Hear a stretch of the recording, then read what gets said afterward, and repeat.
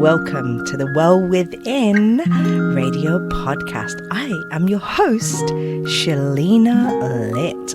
Okay, so introducing our next guests. Yes, I said guests. Together, we educate.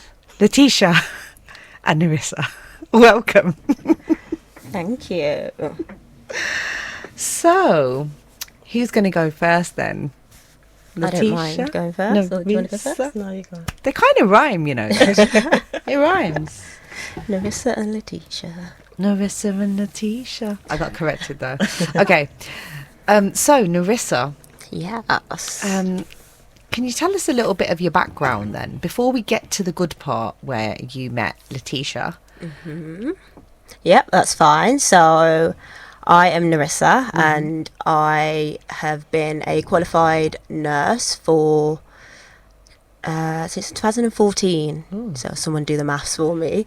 But yeah, I qualified as a nurse. 10 years. Thanks. I can work that one out easily.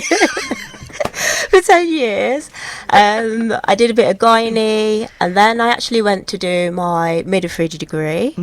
And then I have now become a contraception and sexual health nurse.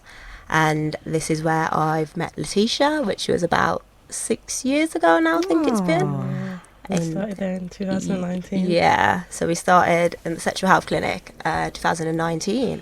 And that has brought us to where we're going to be talking about what we've created together. Okay. Wow, I have so many questions. So that means you've seen loads of babies born. Yes, that is correct. I have assisted a load of women, breech babies, cesareans, natural deliveries, pool births. Yeah, it was a experience to say the least. So when you were growing up, was that moment when you was like, I'm going to be a nurse? To be honest, Did you have the doctor's set? Yeah, I would literally always wanted to be a midwife, to be honest. I remember sitting down with my mom watching Call the Midwife. We always used to watch medical shows together. Yeah, so I always wanted to be a midwife, but I was told, do your nursing first to just get a full ground of knowledge and then specialise in midwifery, which I'm actually glad I've done, because after my midwifery degree, I kind of thought it wasn't for me, so I went back to nursing, and yeah, that's the degree I use at the moment. Okay. And how has that experience evolved you? You know, have you got kids? I don't have kids You yet. don't have kids? Not yet. Patiently waiting. How has that affected you, the journey of being in nursing? You know, you're constantly in a space now where you're seeing health, you know, at its finest, at its worst. How has that impacted your journey? Yeah, it's really shown that I am just here to serve everybody. I love to help people. I love to help people get back to their healthy state, and nursing and midwifery has allowed me to do that, to be honest. So that's how it's helped, yeah. Okay, I love that. Letitia. Hi. So, did I'm you... gonna be coughing. It's okay, you got your water there. We'll give you a little bit of, you know. So, did you always want to be a nurse? Nah, I think I wanted to be a dentist. Okay, that makes sense. When I looked into the course, it was a lot of work, and I was like, yeah, nah, I'm not doing that. Yeah, the thought of looking down someone's mouth and then smelling the mouth. So I was like, that's just a no. And I'm someone that just can't keep my opinion to myself. Well, I can, but I struggle. So yeah, not dentistry. So then what happened? Did you have this miraculous moment? Did something inspire you? I had a baby. Okay. And that was like a wake-up call. Like, you've got to get your stuff together now. So I qualified in 2017. And then I worked on a surgical ward. For 2 years. And then went to sexual health. I actually did not like the wards. Okay, yeah. I never got time to spend with the kids, so I went into sexual health. And here we are. I love that, actually, because you've connected with your truth and you've stayed doing something that you love, but you've just gone into a different field. Why sexual health though? Like, wow, of all areas. At uni, we go through different placements. So, Okay. that was one of my favourite. Okay. It's interesting. It's something different all the time, and all the patients are independent, which make it a lot easier. Yeah. So, yeah, I was drawn to. So. I can't imagine working in the field of sexual health though, on a real, like, it's not even, you know, the part where you got to deal with delicates. Like, for me, it's, you know, that horrible conversation that you have to have, right? So how has that been for you? Like, I don't know who wants to answer this, right? Okay. But, you know, obviously you two have ended up coming together with Together We Educate. You've already made a really strong statement about not liking wards. You know, how has that affected you, you know, in terms of what did you see that was missing that needed to be created? You want an answer? There's a lot, so you do it. So for us, there's quite a lot that's missing in sexual health. So we know that people are aware of the infection side of things. As we had the previous guest, it's getting out there now about your HIVs, your chlamydias, your gonorrheas, but we feel like there's a gap where it goes beyond that. We want to tackle the mental aspects of sexual health, the emotional aspects that come along with it, and yeah, we can tackle the physical sides of sexual health as well. That's what I'd say is missing at the moment when it comes to sexual health. Also, the education. The young people that come in, they have no knowledge, which is quite sad and shocking. When I was at school, we had sexual health in, well, there was a training group that came into school, and they taught just the black children. Oh, wow. Because at that time they said that we were at risk of pregnancy. But what we're seeing now is that the younger generation, they don't know anything. Oh, wow. It's very minimal. Yeah, I can imagine that really affected you. And I remember that group coming into our school, you know, and giving us the education. And so how did that impact you moving forward? I would say that it made us want to do more. Shaping the education. Yeah, because not just that. At the moment, I'm doing my master's in psychosexual therapy. Hold up, wait a minute. Huh? Psychosexual therapy. So it's sex therapy. Psychosexual therapy. Yeah, so your mind affects a lot. Not just like the very basics of sex. And how you need to change those thought patterns. So there's a lot, and there's a lot of taboos that we see culturally as well. Okay. I totally get that. And it's funny because what we were talking about was, with Simone earlier, was how the body can actually have trauma recorded within. And so it's interesting because now what you're saying is there is a level of mind reframing that will affect our sexual intimacy, should you say, or anything sexually related. Yeah, so we do a lot of cognitive reconstruction, and it goes deep. There's a lot of things that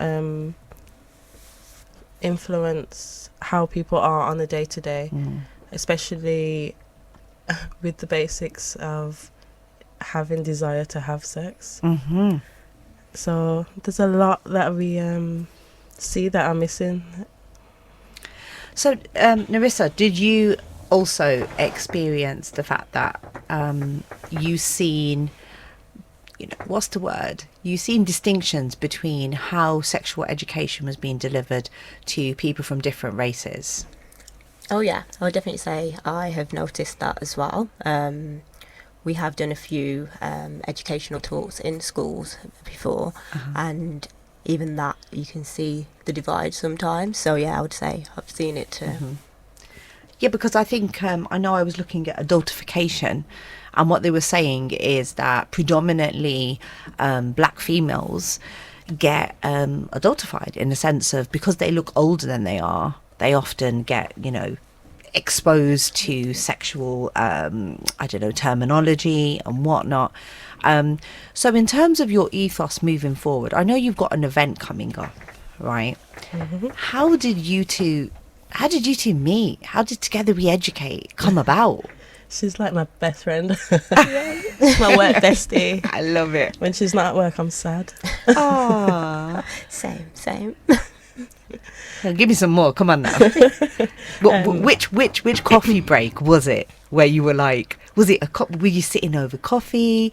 Was you on the phone? Like, do you remember the moment when you were like, you know what? We're gonna set something up. I can't get the words out.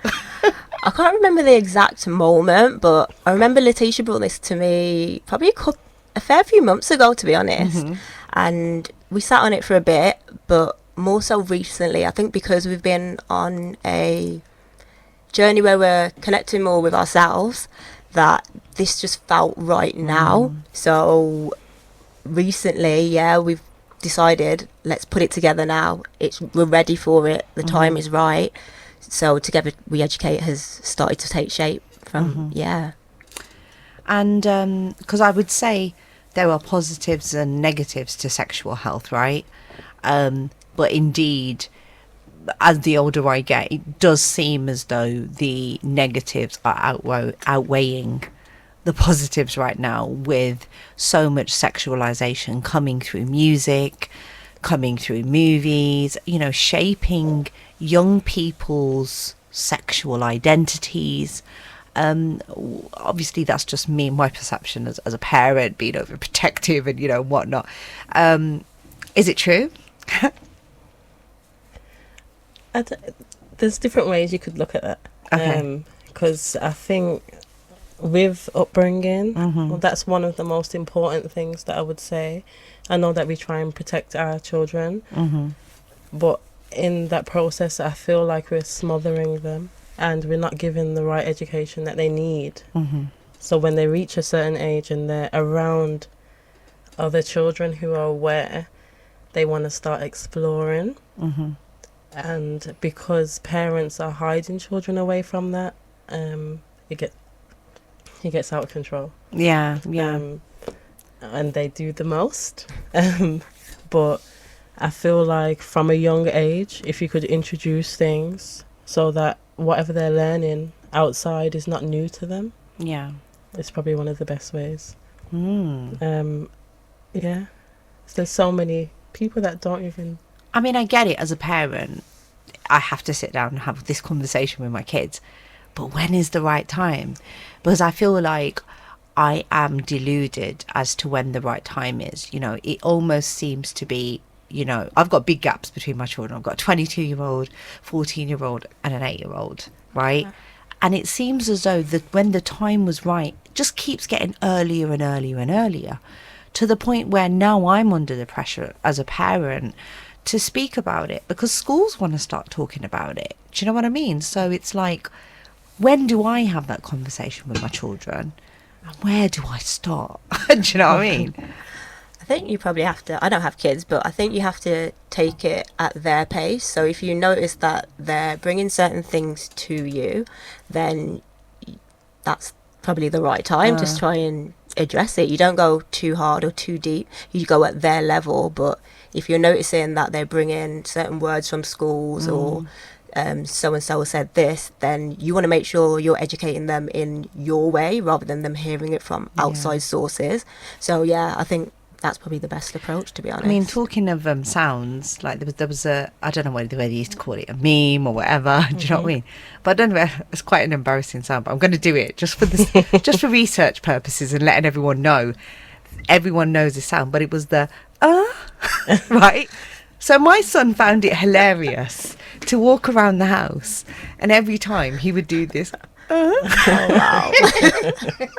And so obviously the older people would be like, what is he, you know? But it was a thing, you know, and actually highly inappropriate, I didn't agree, and I did put him in his place. I was like, you might find that funny between your friends, but actually you do not know the root of that sound. Did you ask him if he knew what that sound meant? I explored whether, and he was just like, it was just funny. Yeah. So his innocence was, you know, forcing him to kind of enter it. But then I just don't think it's right, because then it confuses young people, you know, in this association with the sounds, with the identity, you know, with the conversations. It really complicates things. Well, I have a teenage daughter, and a lot of the things I thought she didn't know, she knows, because people have brought it to her. So I've made it a duty now to inform her properly. So the same with my son, but at a slower pace. I've got to ask the ages. So my daughter's 14. Okay, yeah. My son's 11. Uh-huh. And he's just started high school today, actually. But I know that within this year, if I don't tell him, he'll know by the end of the year. Yeah. And the incorrect way, because I know that they've brought out the new age for porn sites. But what is that? The new age? The new age, you have to, I think, Yeah, show ID now. Yeah. And prove your age. But children will still access these things, or Yeah. videos will still get sent around. And I wouldn't like for him to be the one sending those videos around or thinking that that's the norm. Yeah. So yeah, I feel like education. Yeah, is, exactly. Because I noticed you've got the event coming up, right? Yep. Okay. I noticed you've got kids in there, and so for me it was just like, what? You've got kids and you're talking about sexual health? Yeah. Like, but it seems like the community have really received it, right? So how's that been? I think it's great. I think, as we've just been discussing, we need to start educating them from a younger age, but in the correct way. So exposing them from the age, well, our event is from 12 plus. I think that's the time when they start secondary school. They're going to be around older kids. They're going to know eventually anyway. So at least if it's in the right environment, peer learning from adults, learning from other kids, I think that's the best place for them to get this information. What is the earliest age that they can go to a gynecology clinic then? I'm just curious. The question popped up in my head. They can come at any age. 13 and below will be sent to the paediatricians. But above that, we see 13-year-olds upwards, as young as 13. There's people out there, or children having sex, which have been shocking for us. Yeah. And they don't have the right education. Yeah. And then if they come at such a young age, parents would be informed, right? They have. No. They have Say what? It is a confidential service. Obviously, if anything safeguarding wise was to come up, things would have to get said. But yeah, it's a confidential service. They need to feel that they've got a safe place to come to as well, without us exposing everything about them. So yeah, it is just. That is scary. I can to imagine. know. Just actually when I was thinking about it, but yeah, the question did pop up into my head, and I guess that's even more the reason why we have to speak, because as you know, we've got such varied guests that came on talking about things such like HIV, and I had this really, I would say, old-fashioned idea about HIV, and it's crazy how advanced things have come. But are there now new STDs that we should be talking about? There's loads. I think the ones that are promoted the most is chlamydia and gonorrhea. Actually, in our community, in the black minority ethnic groups, we're seeing an increase in syphilis, HIV, herpes, TB, which is trichomonas, which no one talks about. TV. I know BV. I've heard of BV. So there's a TV. There's a TV. Yeah. So Okay. that's like little parasites, but you can't see them. Wow. But there's loads of stuff happening. And especially in our community, so it's even closer to us. Yeah. Yeah. So any advice coming from our two sexual health nurses, what would the advice be? Letitia, I'll start with you because you're a parent as well. Be real, please. You know, what would your advice be? Because I do think that there are two different narratives that are running. One at school, you know, and then one at home. And I don't think it's easy as a parent to get children to share that narrative that's coming up at school, because some of it's graphic, you know, some of the things that are being exchanged, you know. Yeah, I was thinking about sharing something, but I think I'll pass because, you know, just have to be careful how I'm talking about it. But, you know, especially boys, you know, where there's like, you know, a lot of boys maybe directed at one girl, you know, these kind of...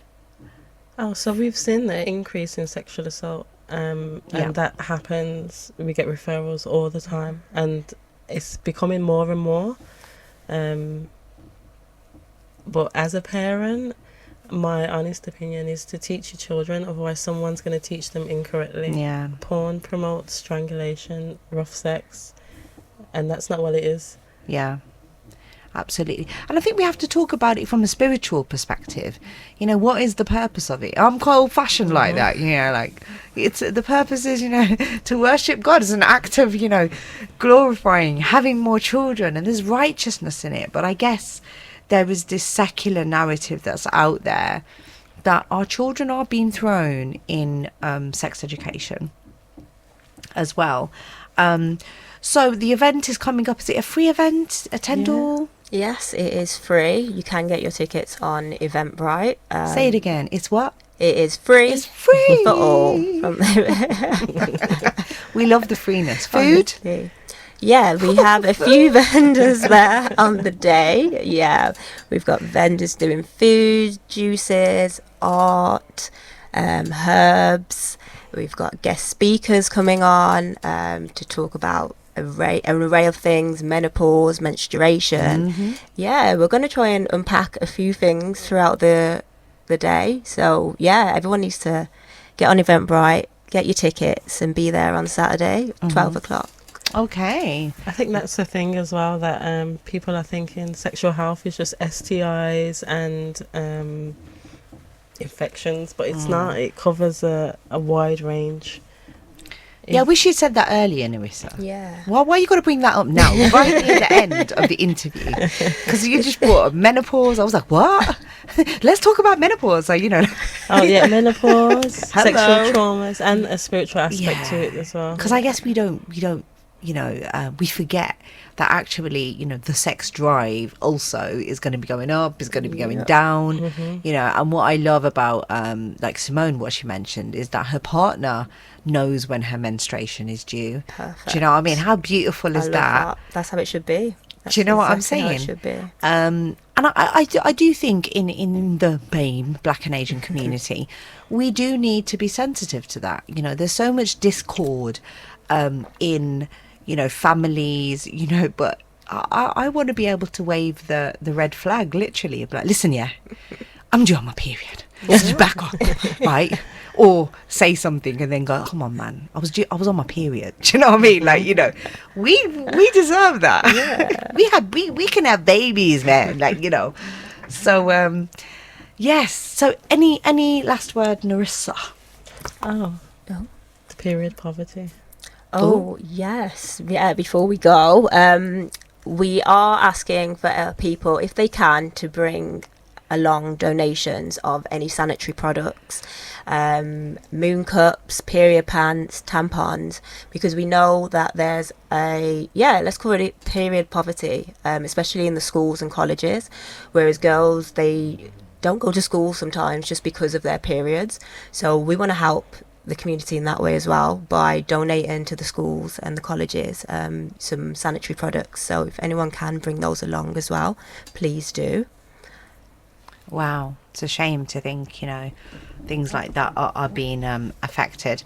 The show is all about holistic well-being. Letitia, what are you doing for your holistic well-being? Wow, I'm on a little journey, a spiritual one. So it's opened up a lot for me. And I'm starting to take care of myself. Yes. Sometimes the kids, it's a no. Uh-huh. I hope you can hear me. It's a no.